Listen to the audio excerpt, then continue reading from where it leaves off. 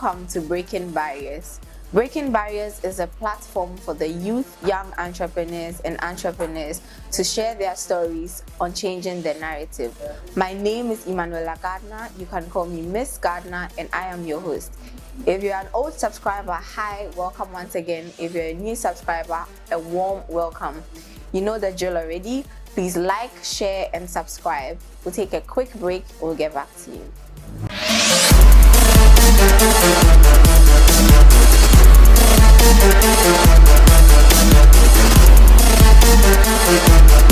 Welcome back. Our guest today is a long-time friend, current lawyer and pupil at Endowna Company. When I say long-time friend, I mean we have a decade-long friendship. So to give all the accolades is too much. What I can say is she's a long-time friend, great public speaking consultant. She's an international mutter. I don't know what that means, but we'll find out in the course of the episode. So without further ado, please help me welcome my long-time friend, Maureen Che. Thank you so much, Emmanuella, for that lovely welcome. Thank you so best much. I could do. Thank you so much. And hi, everyone. Thank you so much for tuning in. Yes. So, Emmanuella, what do you want to know today? Today, well, we can talk and talk and talk, but let's just keep it brief. I want to talk about the power of networking, especially as a young person. But before we delve into that, everybody comes from somewhere. And everybody comes from a home, and some people are open about discussing their homes, others are just not open about it, or the opportunities never present themselves. And maybe I've forgotten, but for the sake of our listeners and for the sake of context, let's talk about your family dynamics and the kind of setup you grew up in, just so we can usher everybody in along. Oh yeah, thank you for that. I'm the last baby. Yes, I'm last baby, yes. I have a brother and I have a sister, and we all grew up together with our parents, and we also had our grandma with us. So, I know I like to talk from her. She loves to talk and, just tell me stories of back in the days. Yeah. They always have that story. They always have those stories and to there's tell. always a link of maybe time, one more time, like there's always that comparison. Things have changed. So I'm really, lucky to have had all of them together as a family unit, and I would say that it's been great. And growing up as a last baby, I think I got a good balance of pampering and a good balance of discipline. So I would say that we had that good balance. So you at no point feel I was getting too much? No, I was getting too little. No, I didn't feel that way. But I'm saying that because, funny enough, my guest before you is a middle child. Oh, okay. So, and I'm a firstborn. So today it's like I've interviewed the interviewing hierarchy.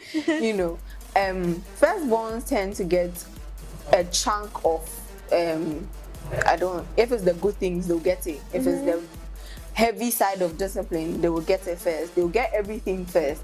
Then the last borns will sort of get the asieno, what's left. There's not much eye on them, so to say. There's not much attention given to them because but then the middle people, sometimes they tend to be forgotten. So you pointing out that you had a balance of both. Did you at any point feel that, my elder brother and elder sister, they are getting too much, like you have a balance of both? I had a balance. But when you sit down and you look at it, are there things that you can say that, this thing would never have, like I wouldn't have gotten the discipline with this intensity? I don't really see it as that. I think that we all really had that good balance, and I would say that maybe it helped having our grandma also around. So maybe grandma shielded you. I won't say she shielded me, but I think it felt like having a parenting style from different. So you have two different parenting styles. Yes, so I think it blended out well for all of us, and we don't feel too little or too much of anything. That's good. I like that people I advocate for equal attention in families because you never know, especially with this world and the way it's going, how children are now. They're saying children have a voice. But I think how much intense the voice is dependent on the kind of upbringing that the child has. Because you can have a commanding voice that doesn't look down on other people, that doesn't make you feel or think you are superior to the other person. And you can have a voice that is inferior, so to say, makes you think others are inferior to you. So I just think that I'm a serious sucker for, there's no such thing as equal, like perfect equal, but there should be a healthy equal amount of upbringing so that children can have a voice. Like, I agree. Somebody should be able to see your child and know who brought her up. Yeah, definitely. I just agree with that. And then also, is there something you'd like to change about your family dynamic, or something you'd like to add if you were to become a mom now? Would you put your children through the same upbringing, or would you top up? Oh, okay, that's actually a good question. I believe that I would maintain much of it because I liked the parenting style that I received. But one twist that I'll add would be that I would probably encourage them to visit their friends' houses and like their friends to come over. I think that when we were growing up, it was like, hey, don't go to your friend's house, so I don't think I've been to your house before. I don't think you've been to mine before. But surprisingly, we always make it work. Like we meet up.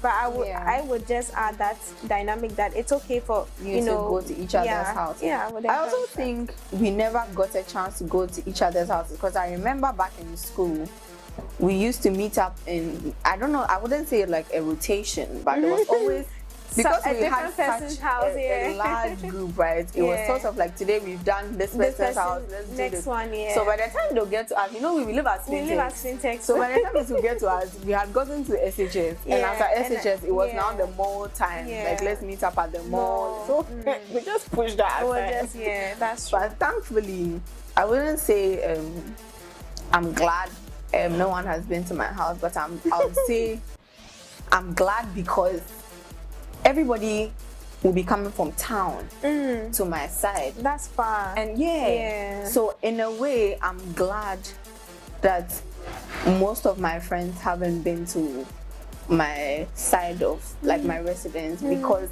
then I would have to be thinking, are you home safe? Are you home safe? Like, what time are you going to leave my place? And girls, we like to talk.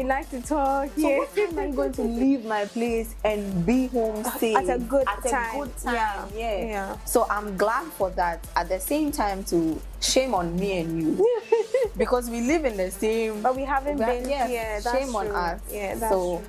So that's something I want to change with my kids. But also... supervised visits. Oh yes, definitely. Yes.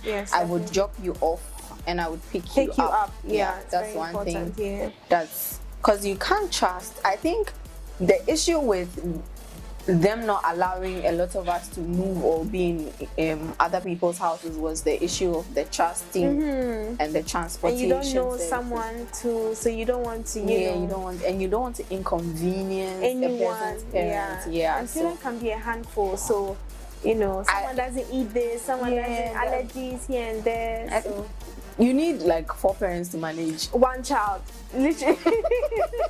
I don't know how nursery teachers do, but they are doing their best.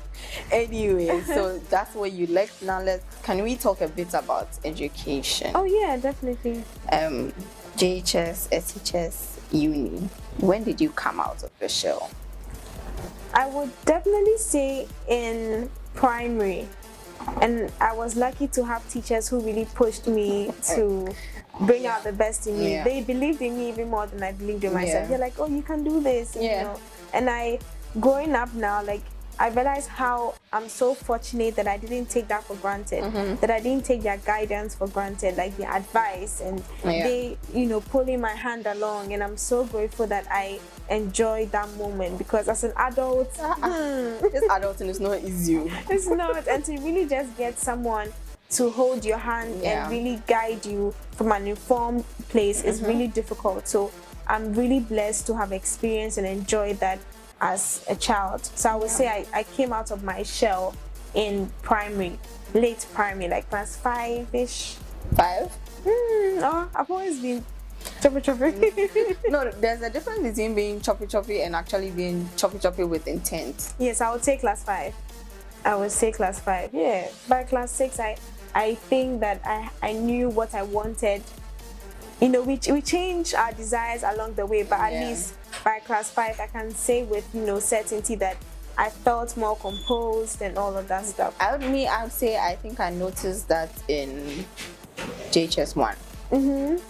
That's when I would say that, I could say Maureen was like hidden in this, and that was because I think you did Talented Kids, or you auditioned for Talented. She did the Talented Kids audition. See, I know my friends. No, but that was actually a fun time. That was actually a fun time. I think when you did the Talented Kids, that was when I could pinpoint that you were heading for the camera. Because then after that, then we introduced this debate thing in school. Thanks to Mr. Nimadu. Yes, shout out to Mr. Nimadu. Former teacher or current teacher, I hope. I really he's still there. He's still there. These are teachers. They've done really well. Wow. Yeah. So that's when I was like, the cameras or something speaking related would be your path. But then, did you before we get to that, because that's like moving into your career path, let's still on the education, right? SHS and then uni. What are your fondest memories of SHS, and where did you see the challenges, and how did you navigate the challenges of SHS? Because me, if I say I remember everything that happened to you in SHS, I don't know, because I didn't do with you, but I do realize that you were in leadership positions in senior high. So let's talk about your leadership positions in senior high and then transcend to uni. Thanks for that. So I was library prefect in SHS.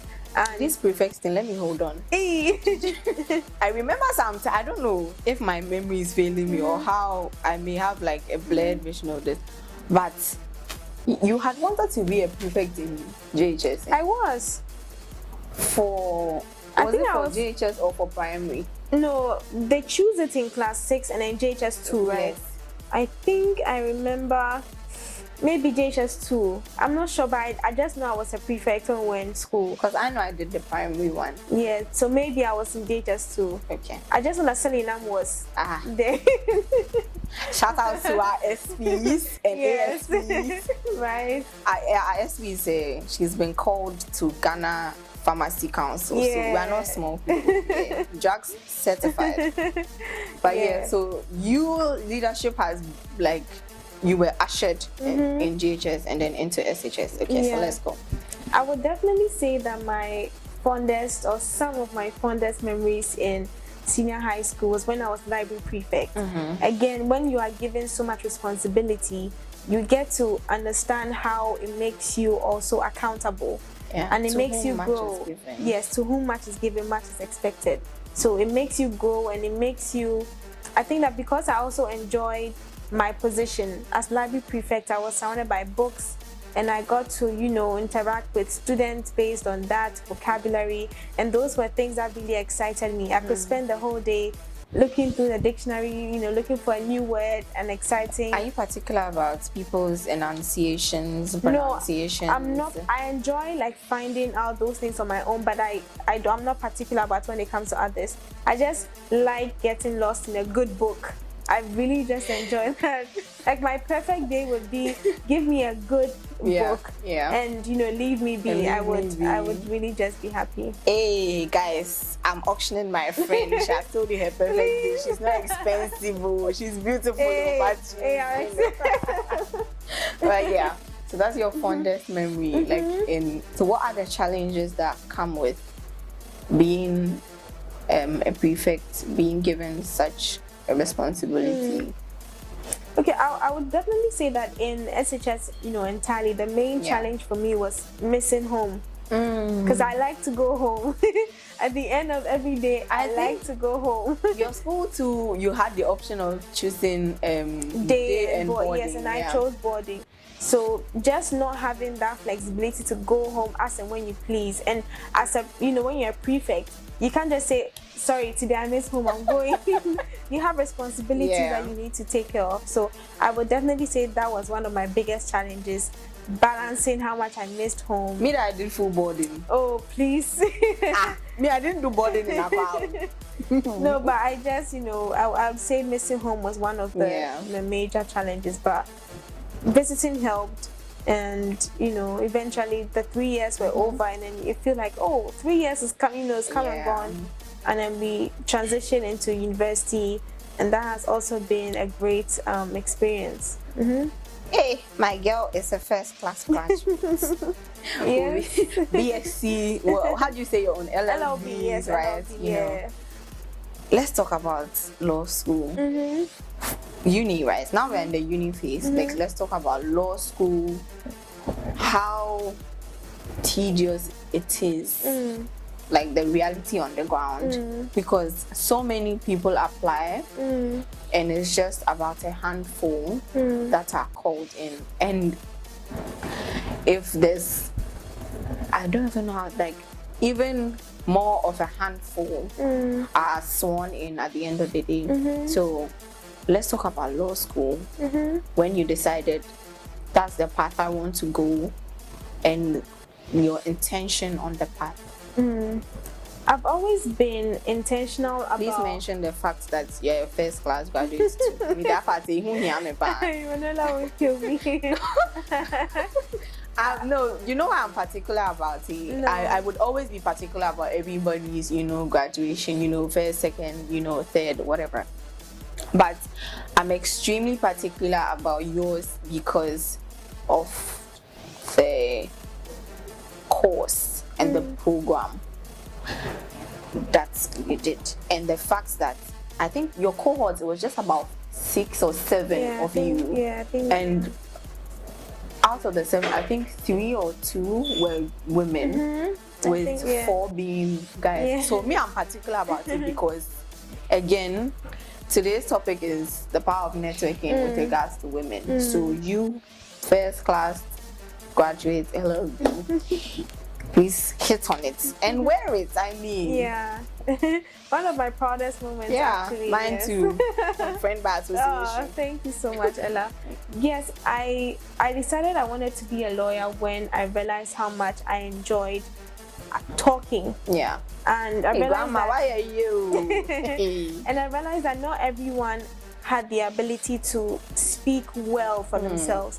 Some people have a really good case, but they are not able to say it properly. They are not able to, even convey how they are feeling, the actual problem. And so even in primary school, I would find myself being able to maybe say Emmanuella's matter for her even better than she would express it.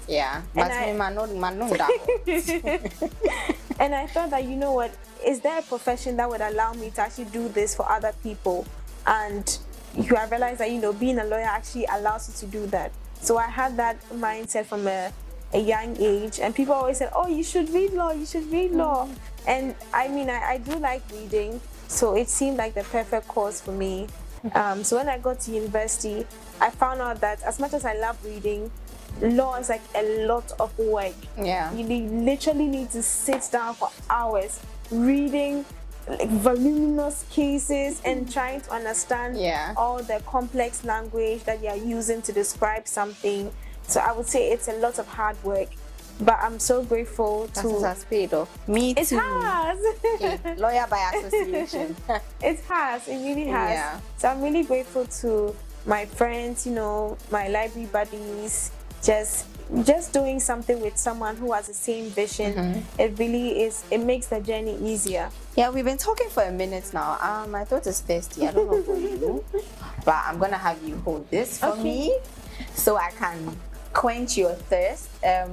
As always, our episodes are sponsored and refreshed by the Berry Company. They are a UK manufacturing company that focuses on making juice from berries, 100% natural, no preservatives, no additives.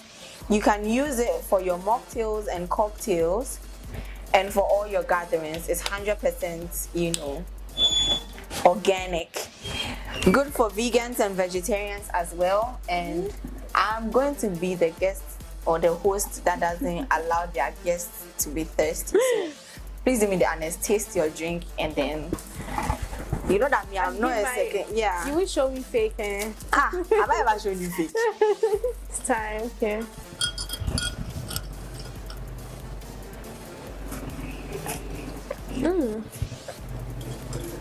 I don't It's like. good.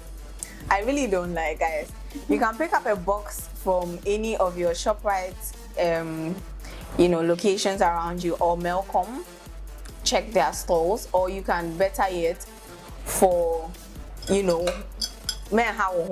just come all the way to Spintex Arcadia Cafe and get yourself a box. But please check your ShopRite before you make the trip, even though I would love you to make the trip, and then give us a shout out. Thank you. Anyway, so welcome back. Still on the education aspect. Hey, Maureen, your educational achievements, there are a lot, and we can talk about it and talk about it and talk about it. But one thing I would love to talk about, because when I was introducing you, I said international muta, and I don't know what that is, and I'm sure a lot of us don't know what it is. If you could tell us how you became an international muta and what that is in general. Thanks for that, Emmanuella. Also, right, I know you're a public speaking person, right? But please, I'm a friend. Thank you for that. Thank you for that. Can we keep it on a minimal? That's actually funny. I think I think you're used to it. Yes, I'm used to it, so it comes naturally. But yes, you're right. I would keep in mind. Yeah, like this isn't a law court. Thank you, Your Honor, for the opportunity to. No, guys. That has got to me, guys. Let's keep it natural. Thank you very much, Your Honor. Thank you very much. I didn't one brother. Yeah. So moot court is basically how law students get to practice being real lawyers. Okay. So they get to argue a case in front of a judge, and depending on the type of competition, the judge could be an actual judge in real life, or it could be an experienced lawyer, or it could be a lecturer or a law student, maybe of higher standing. So if you're level 100, a level 400 person will probably judge you for the prelims, and then it goes on and on. So I can act like I'm the lawyer for the plaintiff, you can act like the lawyer for the defendant, and they give us a set of facts, a hypothetical case, and then we get to argue. And you basically sharpen your skills as a lawyer, your argument skills, defense skills and everything. Yeah.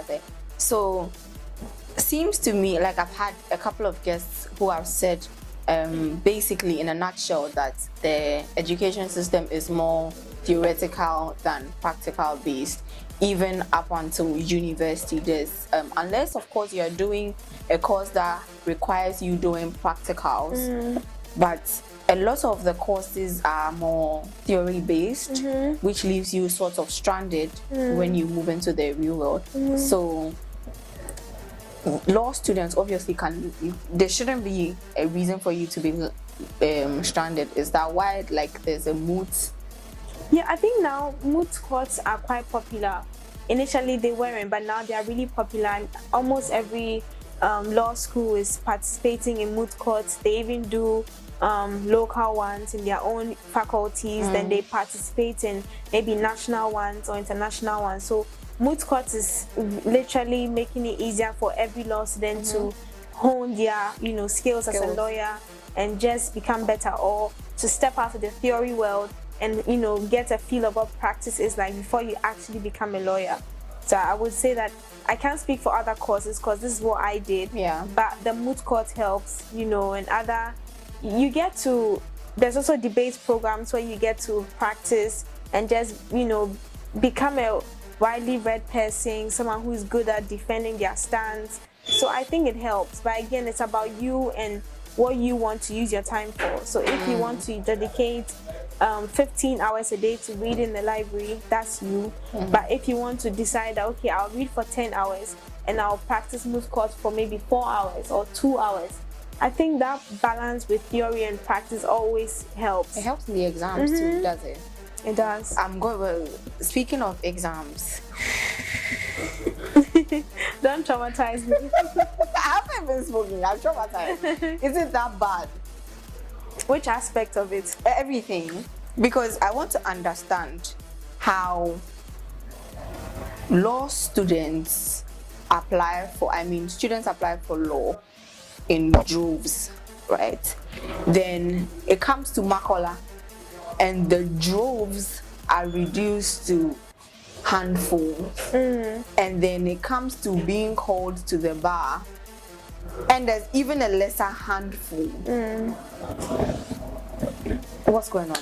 Yeah, law school exams are not easy, right from every stage, faculty, professional law school. It's really difficult and you never feel well prepared for an exam before you get into that exam hall, right? And I also think the thing about Makola, aside the issues with the general systems that everyone voices out, is that you are taking one single exam and it's like an hour 30 minutes, but you should have studied about 8 courses, so it's basically like WASI. But instead of writing inter-science today, waiting 1 week to write core math, you supposed to learn everything, you take that on one day. So do you have breaks in between? In between what? No, because you just said it's like writing WASI, writing today science, tomorrow ICT. Yeah, but you're writing all in one day, so they bring you one WASI paper. And then there's there's no break time. So it's 1 hour 30 minutes. So there could be questions from inter-science, there could be questions from core math, there could be questions from geography, questions from economics, all on that one paper. So if you are not lucky, right, and let's say that because these courses are all intense, right? So what if they bring one question from economics and one from geography? Then it means that if you wasted, I wouldn't say wasted, but if you spent much of your time studying French, social studies, e-math, it boils down to one question in economics. And remember that economics is broad. So there could be 20 topics in economics and then the question will be on one topic. So just being lucky to study the kind of topic that will come from the particular course, like it plays into it, right? So it's a lot of preparation, and I would say luck too, and grace and all of that. Because like I explained, you see that dynamic here. It's not like WASI and then today is core math and today is it's a lot. Wow. Anyway. But there are talks to open up legal education. I think it's a gap. So I don't again, like just an outsider.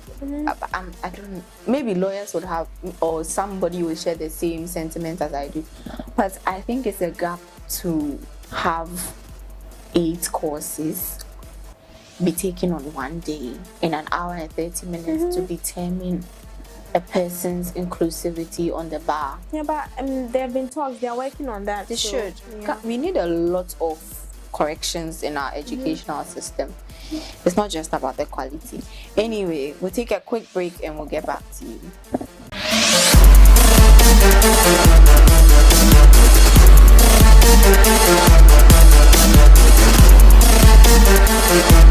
Welcome back. Still with Maureen, we'll be delving into her career and the power of networking. I don't know where to start. You have such a diverse portfolio for your career. I was going through your LinkedIn and I was seeing UK. I said, me and this girl are sitting in this Ghana. The only time I know that you use your passport out of this country was when you went to Thailand. That's the only time I know that you use your passport. So when did the UK come and end up on the portfolio? The Thailand is not there. It's the UK that's there. Are you selective or what?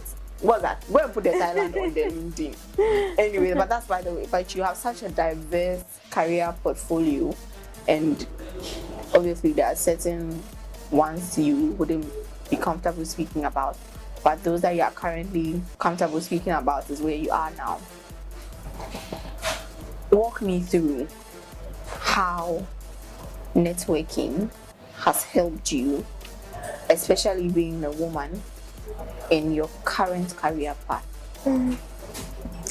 I would definitely say that the power of networking, like they didn't lie when they spoke about how important networking is, not just for, you know, people who are career oriented, but just generally in life. Yeah. Networking opens so many doors for you, so many opportunities. And I would say the great thing about networking that I've come to enjoy is that it opens your mind to possibilities. Yeah. So there are things that you didn't know you could actually do, but with networking, you now know that, oh, I can actually do this. Oh, Emmanuella, I met Emmanuella. Through this person. Yes, you know, and she's doing this, that gives me the energy or the idea to know that I can also do X, Y, Z. So for me, networking really isn't just about meeting people, but also being able to just expand your worldview. Yeah. When did you realize that you were networking? Was it a conscious, you know, decision, or at what point did you realize that you were networking? I would say university. Because, you know, in SHS we do it without knowing. Even in primary we do, like when we have these events like, you know, family day, this and that, you meet other people from other schools, you speak to them. That whole process is networking, but because maybe it's not like a fancy event, it's not corporate driven, so we don't see it as, you know, networking, but it really starts from early on. But I became much more intentional about networking, I would say, from university. You know, they tell you so much about how important it is. You have Were you going for those fairs? Some of them, but not always. Some. But I try to be there for some, but not all of them. And then you get to meet recruiters, you get to meet people from different industries, just to talk to them and just broaden your view. I think that one thing that always helps me with networking is that don't just see it as I'm meeting new people, but also see it as I'm trying to broaden my worldview. That has also really been helpful. As somebody who is so intentional about networking, tell somebody out there, what are the basics for networking? Like, if you meet somebody today, right, how do you introduce yourself to the person to leave a lasting impression on that person?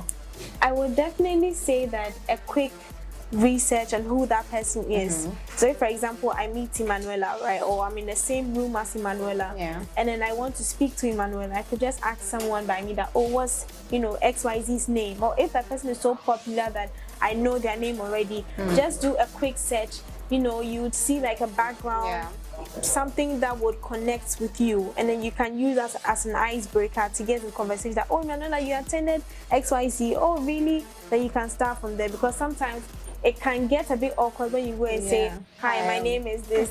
It makes it too formal, and the best networking happens when it feels casual, when it doesn't feel forced, when it just feels, you know, natural. So try and make it, that's one quick tip to make it really natural, to really do a quick search on who the person is, their background, and try and see if there's something you can use as an icebreaker. Right.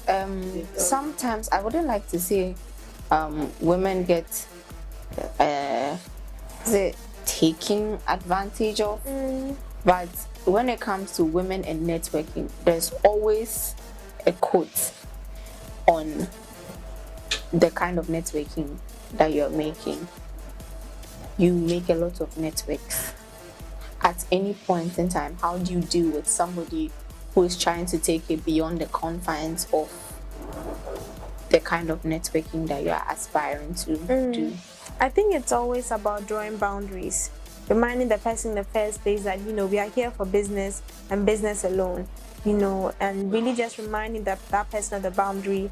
And if you think that person has, crossed that boundary, once you've reminded the person that's just what they're out for, you just really remove them from that space that you are in. Yeah. Who do you look up to on your career path? Interesting. Good one. I look up to different people for different reasons. So it would really have to be something very specific. But you do corporate law? Yes, I do. You love corporate law. In corporate law, who do you look up to? Definitely Nana Mabuche. Okay. For the sake of those of us who don't know Nana Mabuche. Oh, Nana Mabuche is the managing partner of Endowuna and Company. Hi, Miss Boche, Mrs. Boche. She's a company law guru, everything corporate law related. She's really smart at it. She's, creative with it, and I just hope to, be as experienced as she is when I get to her age. Who mentored you for public speaking? I've had so many great mentors there has to be somebody who has stood up. No shades to everybody who has helped along the way, but the same way you say you look up to a lot of lawyers for specific reasons, there should be somebody who, one particular person. Yeah. Mr. Inimadu. I was about saying that. Yeah, Mr. Inimadu, definitely. Right from when I was really young, class 4, he held my hand. Class 4, is that when he came? Yeah, he came in class 4. Mr. Inim came in class 4, so I would definitely give Please don't revoke my CTK card. I would definitely give that to Mr. Inim. He's really been amazing, throughout.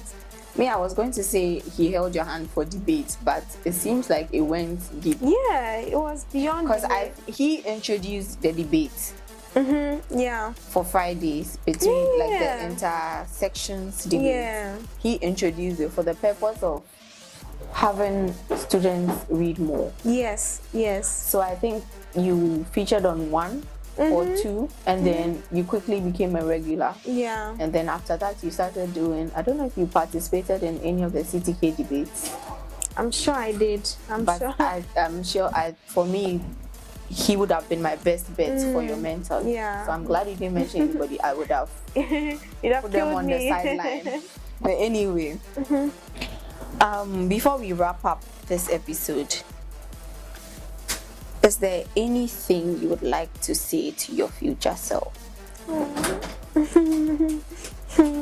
Anything I'd like to say to my future self? Or how future are we talking?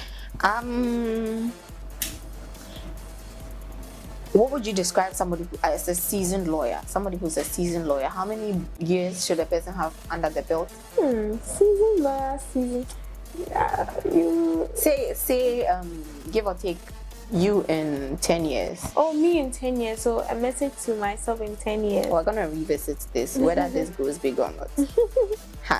Archives. Hi, Maureen in 10 years.